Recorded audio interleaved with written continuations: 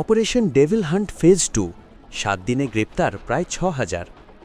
Operation devil hunt phase 2 অভিযানে গত 7 দিনে ৫,৯৪৯ জনকে গ্রেপ্তার করা হয়েছে। যৌথ বাহিনীর এই অভিযানে বেশ কয়েকটি আগ্নেয়াস্ত্র উদ্ধার করা হয়েছে। রাতে স্বরাষ্ট্র মন্ত্রণালয়ের জনসংযোগ কর্মকর্তা ফয়সাল হাসান গণমাধ্যমকে এ তথ্য জানান।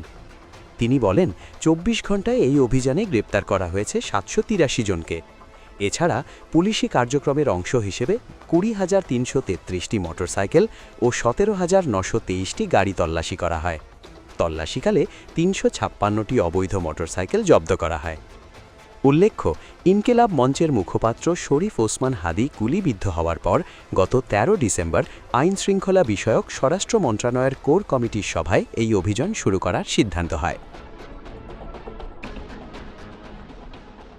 ওই দিন সভায় স্বরাষ্ট্র উপদেষ্টা লেফটেন্যান্ট জেনারেল অবসর মোহাম্মদ জাহাঙ্গীর আলম চৌধুরী বলেন, লুট হওয়া ও অবৈধ অস্ত্র উদ্ধারে আইনশৃঙ্খলা রক্ষাকারী বাহিনীর অভিযান চলমান।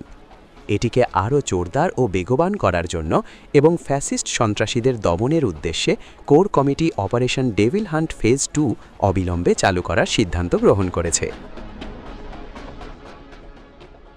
এর ১০ মাস আগে গত ৮ ফেব্রুয়ারি গাজীপুর সহ সারা দেশে যৌথ বাহিনীর সমন্বয়ে অপারেশন ডেভিল হান্ট পরিচালনা করা হয়।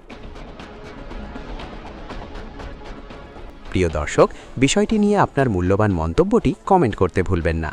পরবর্তী আপডেট পেতে চ্যানেলটি সাবস্ক্রাইব করে আমাদের সাথেই থাকুন। ধন্যবাদ। এসকে টিভি বাংলা, সাথেই থাকুন।